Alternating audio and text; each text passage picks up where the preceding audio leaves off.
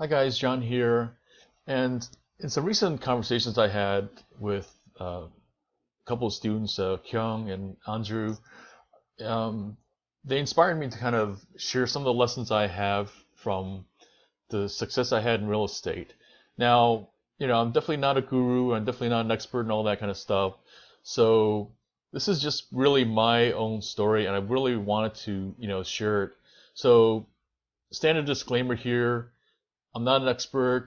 Again, this is my story, my lessons and stuff, and definitely you should contact a legal financial advisor, to kind of get you the blah blah blah of basically anything that you need in terms of your own situation, that kind of deal and stuff.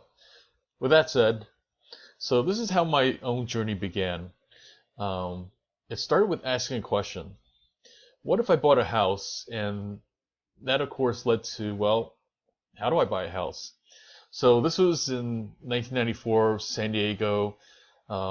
This was, like years after that movie Top Gun had been made, but it was pretty popular. And at the same time, I have to admit that, like that was one of the things that inspired me to kind of go into the Navy, get into the flight program and stuff. Things didn't quite work out as planned. I ended up going into aircraft maintenance, and well, after I got to Miramar, let's just say that I never did find all the pretty girls like Kelly McGillis and that were dying for um, us Navy guys. Anyways, the headlines back in 1994, if you look at them, were all the kind of doom and gloom and things about kind of how things are awful there. Basically, what happened was that the real estate was affected by the economy. The economy was affected by the loss of the aerospace jobs, and that was an effect of how the government was cutting spending on military. So that's all like kind of this chain effect. But anyways, I decided to get a house there in San Diego in the entrepreneurial neighborhood. As you can see, it's not too far from the Miramar base there. It's just up the road, about 20, 30 minutes away, depending on traffic and good, weather and stuff like that. But it had good schools, good shopping, great area overall, amazing weather and stuff like that. So that was like basically what got me kind of deciding that, like, like there's got to be something to this in spite of all the, negative news that was going around and stuff like that about real estate. So here I was buying my first house at age 26 on junior officer pay. Now, if you don't know much about what guys in the military make, generally speaking around the world, this is true that military guys, especially as a junior one, you don't make much, and it's a real struggle to basically make ends meet. So it was a real stretch for me to buy a house. I just wanted to kind of emphasize that. But here's a quick tour. As you can kind of see, this is actually taken just before I was going to sell a house. I have to admit, it kind of was a little bit neglected and stuff like that, but we managed to still kind of clean it up a little bit. Here I just want to point out it had a nice little yard, as much yard as you get in Southern California, because that's the thing, like properties in Southern California, you just don't get that much actual real estate, actual land for the dollar. That's the kitchen there. And it had nice vaulted ceilings. That was one of the things that really caught my eye. Was like kind of how dramatic the ceilings were in the different spots and stuff. 2-bedroom house. Again, not a big mansion and stuff like that, but just comfortable and cozy and stuff in general. So I bought it in 1994 for $160,000, which again was a stretch for me. But I was able to get what was called a VA loan. That's a loan that was basically designed for the military to put little to no money down.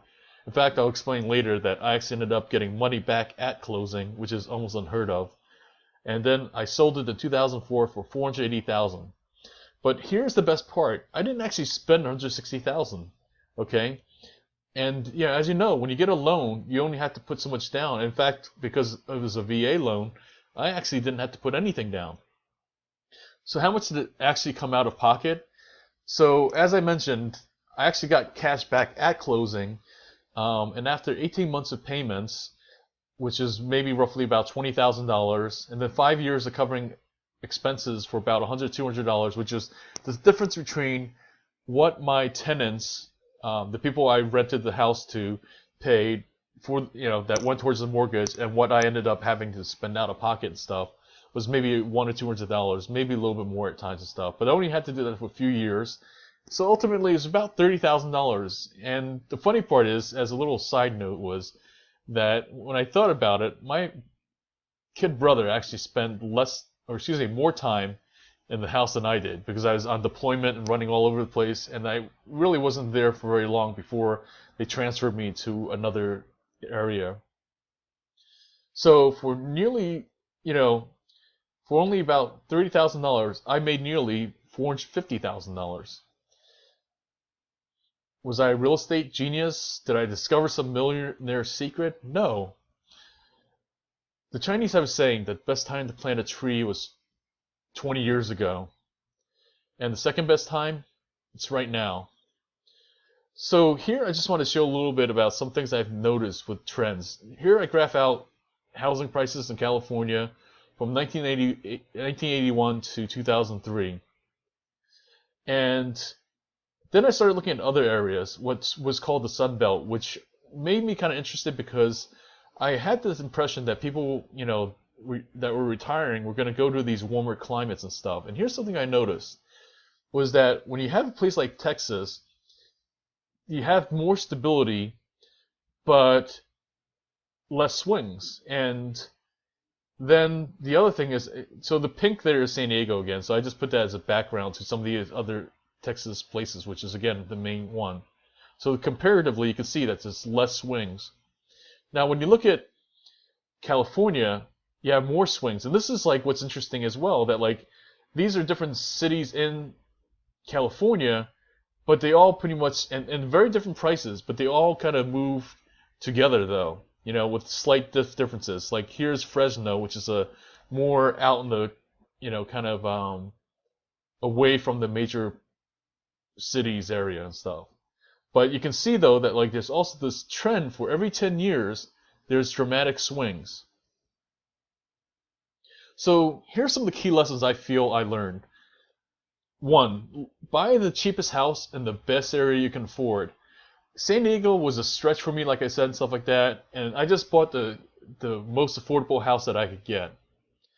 Don't do it all yourself, like I thought when I started that like paying 8% of the rent to somebody to manage the property was a big deal. And when I started out, it was. I ended up paying $100 or $200 out of pocket, which isn't much now. But back then, when I was starting and I was really getting by on junior officer pay, it was quite a bit. But the bottom line is, I had peace of mind. I didn't have to worry about making rent, stuff like that. My managers always took care of things, and I never had to clean a toilet or chase after tenants and stuff like that. Stuff that I saw my dad doing as I grew up, which gave me the impression of that's what it took to rent a property or be a landlord. Finally, continue to learn and ask questions. Can't stress that enough. That original idea of getting a property manager was from a friend of mine. He basically just talked about how, what if you just, contacted my property manager and check him out? And I did. And then I asked questions about, well, what happens if the tenant, doesn't make rent, and on and on. I just learned along the way and continue to ask questions. So my last thoughts are that if you have any comments or suggestions, feel free to share them in the comments of this video. I've got nothing to buy or sell. I just want to share my own lessons and observations and stuff. So thanks for watching, and I hope this helped you out. And again, let me know if you have questions or different things that I can help you with though. So thanks again, and we'll catch you next time.